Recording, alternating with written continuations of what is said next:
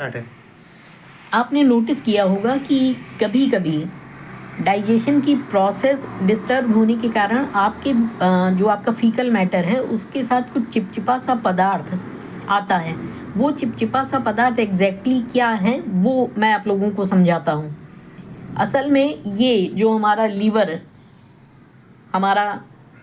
है और लीवर से लगा हुआ ये एक गॉल ब्लेडर यहाँ पर इस मॉडल के थ्रू आप देख सकते हो।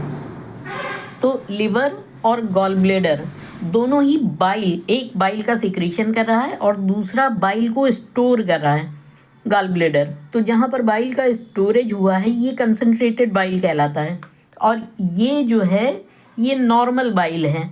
और डाइजेशन की प्रोसेस में होता क्या है कि जब स्टमक से हमारा भोजन इंटेस्टाइन की ड्यूडेनम पार्ट में आता है तो वहाँ पर जिस अमाउंट में आपने फैट लिया हुआ है अपने आहार के माध्यम से उस फैट को एक प्रोसेस होती है इमल्सिफिकेशन की प्रोसेस में होता क्या है कि जो फैट है उसका सरफेस एरिया बढ़ाया जाता है बाइल के थ्रू।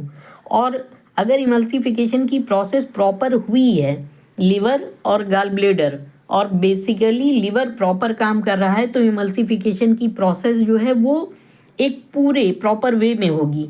लेकिन अगर यही इमल्सिफिकेशन की प्रोसेस प्रॉपर वे में नहीं हो रही है तो डिओडेनम के बाद में स्मॉल इंटेस्टाइन लार्ज इंटेस्टाइन कहीं पर भी कोई ऐसी व्यवस्था नहीं है जहाँ पर उस फैट के इमल्सिफिकेशन की प्रोसेस को किया जा सके। और जब इमल्सिफिकेशन की प्रोसेस हो नहीं रही है तो आपका जो फैट है वो एज इट इज़ आपकी एलिमेंट्री कैनाल से होता हुआ एनएस के थ्रू बाहर आ जाता है।